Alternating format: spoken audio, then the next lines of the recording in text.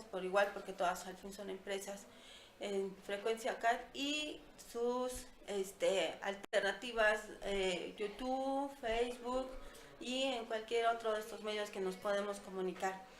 Nos gusta que nos avisen qué es lo que quisieran que platicáramos, qué es lo que les gustaría escuchar. Por esta ocasión, como habíamos prometido la semana pasada, vamos a conversar acerca de la reforma laboral. ¿Qué de la reforma laboral? ¿Por qué hablamos de la reforma laboral hoy? Bueno, pues la reforma laboral entra en vigor, la publican para que entre en vigor en mayo, el 2 de mayo de hace un poco más de un mes. En este sentido, la reforma laboral, pues ya la habíamos escuchado, ya la habíamos venido manejando desde los tiempos del sexenio pasado, en el periodo peñista ya se había trabajado en esta reforma laboral, y hoy, resultado de todos estos movimientos que no puedes detener del sistema político, empieza el periodo del actual presidente a tramitar, a tratar, a darle continuidad al Tratado de Libre Comercio, hoy conocido como TECME, en donde una de las condiciones exigibles para que se lleve a cabo es que exista la reforma laboral. Bueno, y para tratar un tema tan técnico y tan específico, el día de hoy me hace favor de acompañarme el maestro en Derecho Fiscal, el licenciado Juan Antonio Flores Manteca. Juan Antonio Flores Manteca, gracias por su compañía en esta ocasión tan importante por los tiempos que vivimos. Gracias, maestro. El maestro Juan Antonio Flores Manteca pues tiene alguna autoridad para hablarnos de este tema, debido a que él se ha encargado de esta área de investigación en diversas universidades, específicamente en la Universidad Autónoma del Estado de México, la Universidad del Valle, y en universidades que no pueden estar alejadas al tema de derecho. Y bien, entonces en este sentido, entonces, maestro, usted nos dice que la ley federal del trabajo, consecuencia de la reforma laboral, entra en vigor recientemente. ¿Qué efectos tendrá? ¿Qué nos puede decir en este sentido? Pues sí, esta reforma laboral donde primordialmente se hizo la modificación a la creación de los tribunales laborales, es decir, la desaparición de las juntas de conciliación y arbitraje para integrarse a el Poder Judicial. Se reforma el artículo 20 del 123 constitucional con el presidente Peña en el 2016. Y había un año para establecer la reforma a la ley del trabajo. En este caso no salió la reforma a la ley del trabajo, un año, ahí se quedó ahí el proyecto en el Congreso y no se discutió. Ahorita ya con las presiones en relación a los tratados de libre comercio, la renegociación del tratado de libre comercio, pues ahorita el presidente Trump dijo que era obligatorio para que el tratado pase al Congreso, a su Congreso, a la autorización, que fueran las reformas laborales. Y entonces el presidente López Obrador pues señaló, vayan las reformas laborales, y de alguna manera pues estas reformas que ya estaban consensadas de alguna manera pues pasaron directamente, ahora sí, planchadas a efecto de cumplir con ese compromiso que estaba solicitando Trump. Y son reformas laborales bastante importantes y un poquito complejas, ¿no? Y esta reforma que nos está rigiendo hace poco más de un mes, tendrá que todavía pasar en nuestro sistema a la segunda parte, ¿verdad? Donde tiene que analizarse cada una de estas, en forma individual, cada una de estas modificaciones. Pues en esta parte ya está autorizada, es decir, la reforma entró en vigor a partir del 2 de mayo. Sin embargo, hay algunas circunstancias que entrarán en 2 años en vigor y en 4 años, sobre todo en relación a los nuevos tribunales en materia del trabajo. O sea que es una reforma escalonada, no entra toda de lleno. Pues no entra de lleno, sobre todo que en este caso pues igualmente se tendrá que hacer las reformas orgánicas a la ley del Poder Judicial Federal y las leyes del Poder Judicial local, precisamente para estructurar y crear estos nuevos tribunales laborales, con los cuales supuestamente se pretende agilizar los procedimientos laborales y quitar todos estos vicios que hay en las juntas de conciliación y arbitraje. En el mes de julio habrá unos trabajos relativos a esto. Tengo la idea de que hay un trabajo de aportación de ideas. Pues sí, aquí lamentablemente, pues yo creo que no sé cuál era la prisa. Yo creo que unos meses más se podría haber esto consensado mucho mejor. Entonces, al ser una reforma tan importante y donde se le afecta desde su punto de vista a los patrones, se le afecta a los sindicatos, pues ahora quieren justificarse y arreglar lo que puede estar desarreglado, cuando técnicamente, supuestamente se está señalando del día 23 al día 25 de julio, Congreso abierto o Parlamento abierto, es decir, que todos los sectores involucrados en las reformas en materia laboral que vayan a dar sus opiniones, a debatir al Poder Legislativo, y en este caso podría haber nuevamente una reforma de las reformas en ciertos aspectos para el siguiente periodo legislativo. Sí, esto es una cosa muy cultural, muy de nuestra sociedad, la revisión de la revisión y la pospuesta, y bueno, y que todo el mundo opina últimamente. Esta reforma laboral tiene muchos puntos que habría que estar revisando, y está conformada por diversos aspectos. Por el tiempo me gustaría que acentuáramos en 3 puntos particularmente: la reforma laboral en relación a los trabajadores domésticos, la reforma con la relación con el sindicato, y esto cómo se van a llevar a la comunicación, la relación entre el trabajador y la empresa. ¿Qué tal empezamos con lo de los trabajadores domésticos?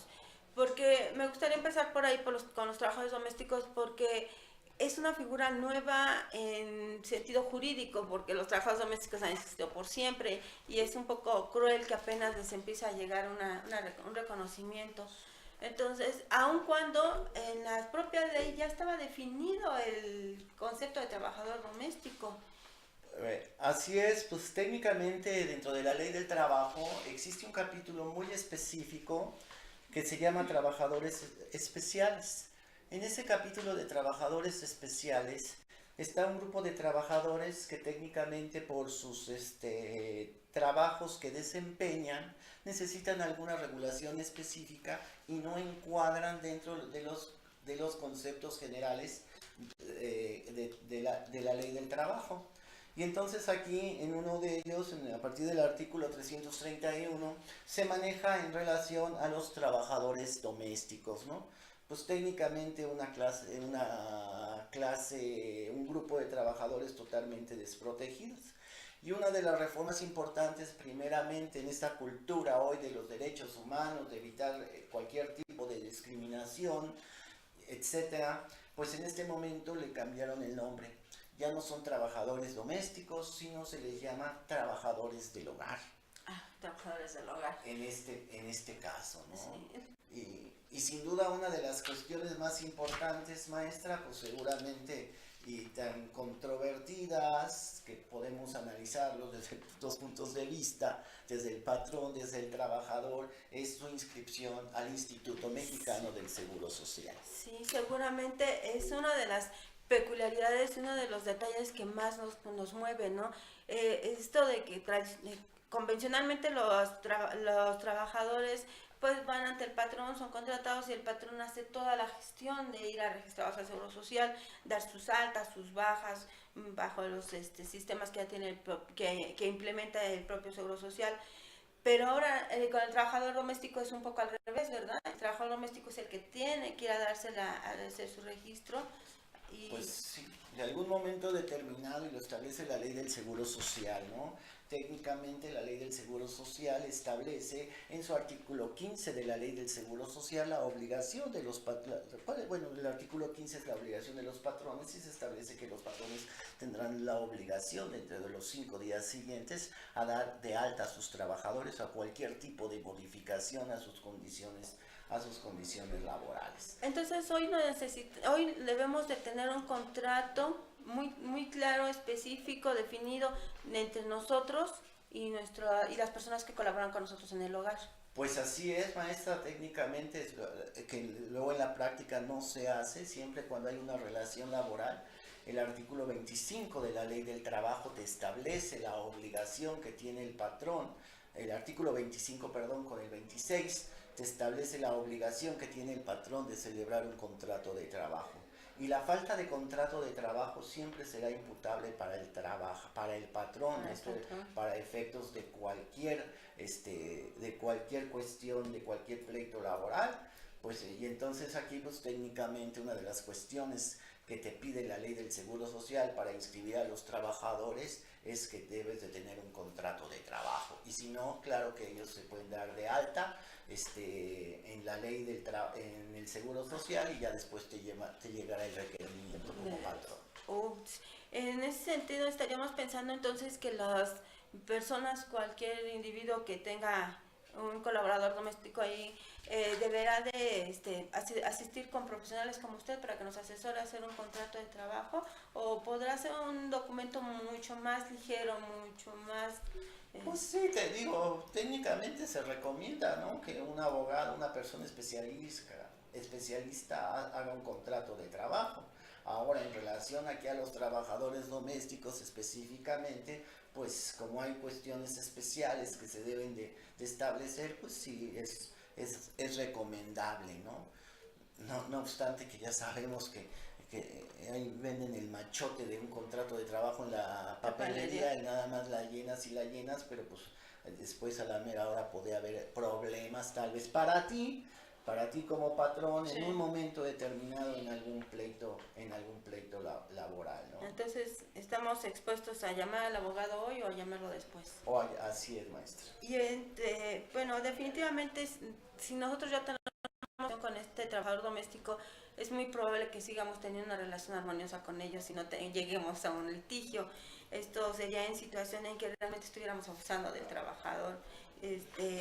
Normalmente los trabajadores domésticos son personas que llegan incluso a formar hacer una figura en la familia, hacer indispensables. ¿Cuántos trabajadores domésticos trabajaron para los padres y luego siguen trabajando para los hijos y así pues generaciones? Sí, ahora sí que desde el punto de vista, de este punto de vista que usted está comentando, pues sí se vuelven trabajadores casi parte de la familia, ¿no? Y al final de cuentas, pues en este caso, pues no tienen ningún derecho a seguro social, un derecho a un retiro. A un retiro en este punto, sí, en este punto de vista, ¿no? Qué cruel, o sea, es una crueldad, ¿no? Porque generaciones y ya no se puede desempeñar el trabajo, pues adiós, ¿no? Por más que haya sido muy colaborador y muy importante para la familia, pues a menos que haya sido una familia muy agradecida, que tenga ahí una intención de colaborar en ese retiro. Y entonces ahora ya están protegidos en este sentido estos trabajadores. Bien, entonces estaríamos hablando de que debe de existir también un recibo de pago. Bueno, sí, pues técnicamente así, maestra, así es, y en todas relaciones laborales, porque hay muchas empresas que contratamos, o negocios que contratamos un trabajador, o tal vez conocemos, es mi amigo, el vecino, lo que ustedes quieran, y no le hacemos firmar un contrato de trabajo, no le damos un recibo, y después nos pueden demandar, y a nosotros como patrones, ¿cómo acreditamos que sí le pagamos, que no le debemos los 3 meses que nos está demandando? Que le pagamos aguinaldo, etcétera, etcétera, cuando no tenemos absolutamente nada para comprobar. Y una cosa es, sí es muy complicado entender, maestra, que una cosa es la verdad jurídica y otra cosa es la verdad real. Sí. Y entonces aquí, si corremos a un trabajador nosotros como patrones porque el trabajador llegó en estado de ebriedad, porque faltó, cualquiera de las diversas causales del artículo 47. Si no, nosotros no tenemos los elementos para demostrar el despido injustificado en un momento determinado, maestra, pues jurídicamente, aunque sea de lo peor el trabajador, le vamos a tener que pagar indemnización o llegar a una conciliación, porque más vale que te dé ahorita 500 pesos a que después te paguen, por decir un ejemplo, los 20,000 pesos que me estás pidiendo, ¿no? Y entonces, en este caso, en relación a la trabajadora doméstica, pues sí, igual, ¿no? Igual, y te demandan, ¿eh? Yo ya tuve un caso de una trabajadora doméstica, de una demanda laboral de una trabajadora doméstica. No obstante que, bueno, el patrón le pagó, firmó su renuncia, etcétera, etcétera. De todas maneras nos demandó. Sí. Y ahí la verdad, en un momento determinado, pues el abogado de la trabajadora es el que se llevó el dinero y la trabajadora no recibió absolutamente nada. Sí, es que eso es lo peculiar de la relación humana. Las relaciones humanas siempre se exponen a estas irregularidades, a querer que uno ser más que el otro, aprovecharse. Y bueno, pues a veces uno no sabe para quién trabaja, ¿no? Es bastante grave. Qué bueno que entonces esté regularizado y que por más buena voluntad que tengamos, lo formalicemos. Esa buena voluntad, formalizarla. De las dos partes, tanto del trabajador como del patrón. Bien,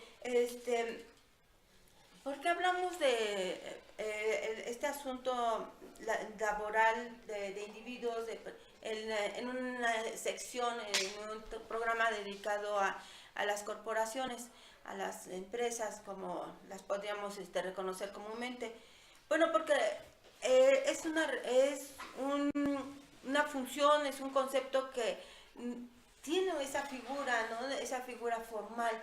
Y bueno, las personas que están dentro de las empresas, haciendo las empresas, también tienen actividades personales, también tienen otros roles, y entre todos esos roles pues también está de los trabajadores domésticos. Por eso me pareció tan importante incluir este tema en una sección dedicada a los negocios.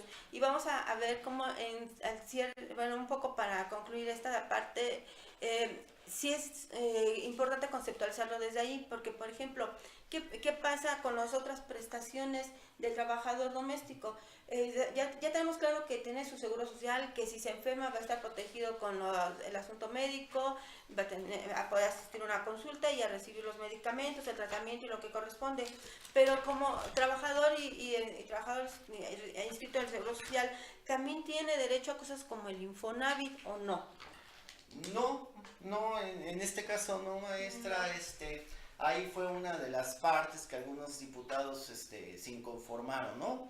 Pero en esta parte la ley del Infonavit lo establece, que no tiene derecho al Infonavit.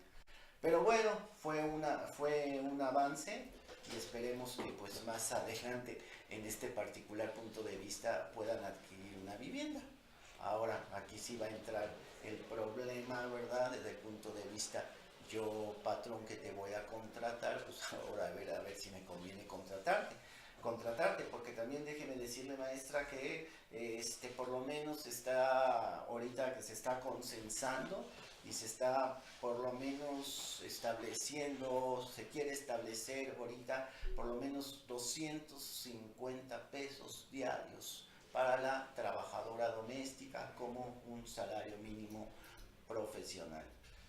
Igualmente, usted sabe también que en el Seguro Social, en el régimen obligatorio, pues la doméstica se le va a proteger en el régimen obligatorio, que cubre riesgos de trabajo, que cubre enfermedades no profesionales y maternidad, que en el caso de que quede incapacitada para trabajar por una enfermedad o accidente no profesional, pues es invalidez y vida.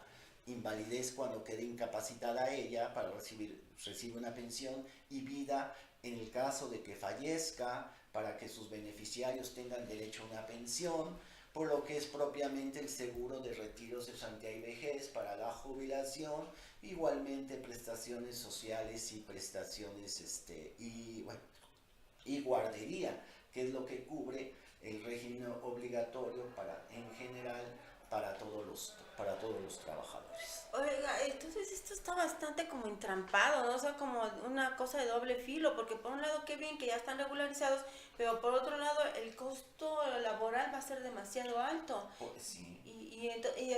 Al elevarse el costo laboral va a haber dos opciones, o se le va a tener que bajar el sueldo para que el presupuesto que se tiene para cubrir estos sueldos, estos pagos, pues alcance, porque pues las familias no necesariamente todas son súper ricas y tienen para cubrir todo esto. Hay algunas familias que necesitan un trabajador doméstico por su condición física, por su condición de salud, no nada más porque pues clamorosamente quieren a alguien ahí que haga sus labores. Y sí. Sí, ahora igual vamos a tener el punto de vista, desde el punto de vista patrón práctico en su aplicación, maestra, que bueno, si es una trabajadora que trabaja permanentemente en casa, pues puede ser que no haya tanto problema. Pero aquellas trabajadoras que trabajan diariamente en una casa diferente, sí, ¿cómo se van a pagar las cuotas? Técnicamente se establece, ¿verdad?, que cada patrón, ahí se va a determinar, establecer el porcentaje que le corresponde a cada uno en relación a los días que está estableciendo. Ahora, aquí también nos establece la ley del trabajo, maestra, aquí en trabajadoras domésticas, que en el caso que la trabajadora doméstica sufra un riesgo de trabajo y no esté inscrito al Seguro Social, independientemente de que tú le debes de cubrir conforme al capítulo de riesgos de trabajo, su hospitalización, operación, rehabilitación, medicinas, etcétera, etcétera, a ti como patrón te establecen, dependiendo, una multa desde 2,000 hasta 3,500 veces la unidad de medida de actualización vigente, ¿no? Entonces ahí sí hay una parte complicadita, ¿no? Muy, muy costosa, insisto, y porque no todas las familias en México, no toda nuestra sociedad que tiene una doméstica o un apoyo doméstico es porque realmente están en abundancia, sino es porque tienen una necesidad de funciones. Así es. Entonces, sí, está como bien grave formalizar algo que siempre ha existido y que se necesita porque, en fin, son trabajadores al fin, pero pues también su patrón es una peculiaridad, ¿sí? Bueno, lo que entonces podríamos decir que se forma una relación laboral como cualquier patrón, hay que hacer un contrato, hay que emitir recibos y se tiene también el derecho a la constancia anual de trabajo y percepciones, ingresos y retenciones, y no, por definición legal no hay derecho a Infonavit. A Infonavit y reparto de utilidades, por lógica, ¿no? Tampoco se establece el famoso reparto de utilidades, ¿no? Es que aquí, bueno, más allá de ser ventajoso o desventajoso, pues ¿dónde estaría la base del PTU? No es una corporación que esté generando una base. Una ganancia. Sí, una ganancia, entonces entonces es importante resaltar esto. No hay como generar una base de PTU y es una prestación de las que sí no tendrán derecho. Ahora, también aquí en las domésticas, la ley laboral también te establece, maestra, que el 50% de su salario, el 50% es habitación, en su caso que vivan ahí, y alimentación, ¿eh? Entonces, pues también son 250 pesos, pero pues te puedo pagar menos porque la otra parte es como prestación, ¿no? También ahí hay que configurar las circunstancias de la alimentación y la habitación, maneja la ley que ese es el 50% de tu salario, ¿no? Entonces al final no está tan glamuroso, porque si decíamos 250 pues no está tan mal, que es casi el doble de un salario mínimo. No acaba siendo tanto porque pues, le puedo decir, no, pues menos los 50 pesos de la comida que podrías comer en una fonda, menos desayuno, y además pueden ser 3 comidas, entonces va a acabar debiéndome, maestro. Así es, tal vez sí, ¿verdad? En la práctica, sí, más. ¿Qué cosa tan compleja? Bueno, la idea es que seamos bastante responsables, que tomemos la responsabilidad. Las personas que nos apoyan en la casa realmente nos ayudan en esto, pero no pueden ser tan, no necesariamente son malas, pero tampoco los podemos dejar muy, muy libres. Rápidamente, este asunto de los sindicatos, ¿qué pasa? ¿Cómo va a quedar la relación entre los sindicatos, los trabajadores y la empresa? Pues ese es un problema complejo, maestra, porque aquí en relación a los sindicatos se establece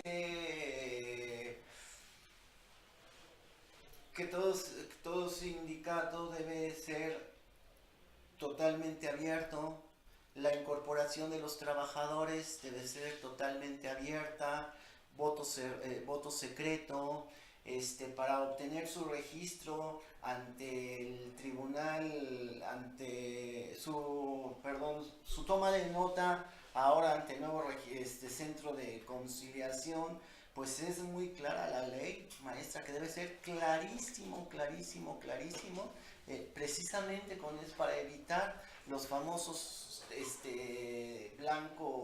sindicatos blancos, para los dirigentes charros, etcétera, etcétera. Entonces sí, en relación a los sindicatos, sí hay cambios totalmente de transparencia en relación a la elección de sus directivas, en relación a que deben de dar de información sobre su patrimonio, ¿no?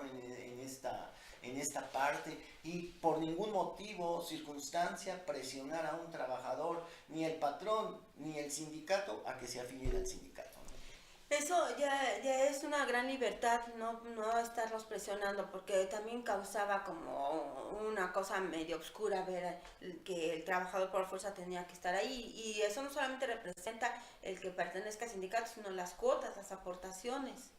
Así es, de que viven los sindicatos, de las aportaciones de los trabajadores y tal vez de lo que le saquen a los patrones en un momento determinado, en una revisión de contrato colectivo, en un emplazamiento a huelga. Aquí también se está estableciendo una cosa que es bien controvertida y seguramente se va a discutir ahorita en el mes de julio, donde ya se establece la libertad de los trabajadores al pago o no pago de cuotas sindicales. Entonces ahí qué va a pasar ahí con el sindicato, de qué se va a mantener.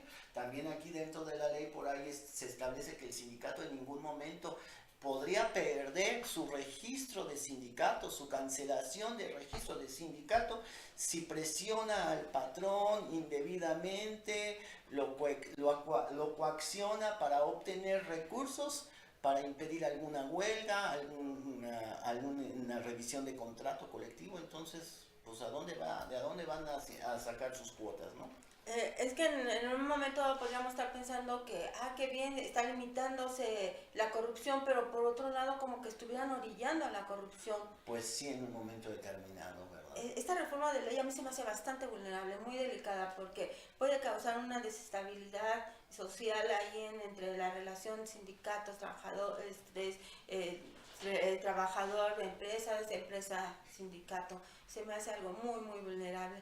Híjole, y bueno, pues aquí como que rápidamente se nos acabó el tiempo para estar tratando este tema muy, muy intenso para el tema de la relación laboral, la relación entre el trabajador, la empresa, y estas reformas que tendrán que ser dinámicas, evidentemente están siendo bastante más dinámicas. En este sentido, maestro, pues ojalá nos podamos acompañar en otra ocasión para seguir tratando este asunto, porque es bastante intenso y que a las corporaciones les va importando profundamente, porque las corporaciones en cierta forma, en cierta medida, siguen siendo objeto de responsabilidad social.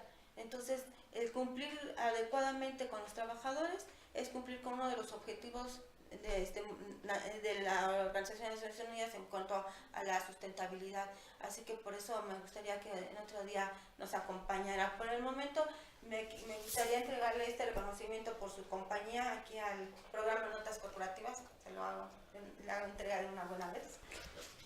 Le agradezco mucho a usted, maestra, al Centro de Estudios de Alta Dirección, por su invitación, y pues aquí estoy abierto para otra oportunidad. Gracias. Sí, muy bien, se lo firmo de una buena vez, porque si no van a decir que como ¿sale? ¿Ya corta? Bueno. Pues no fue una hora. ¿Listo? En la próxima ocasión vamos a tratar el tema de cómo se conforma una sociedad mercantil.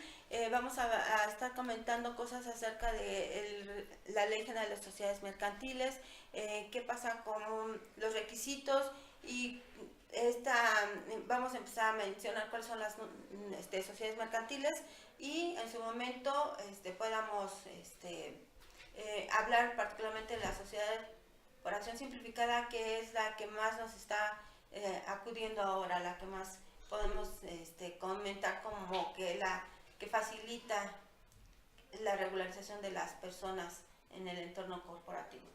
Pues muchas gracias por esta ocasión. ¿Listo?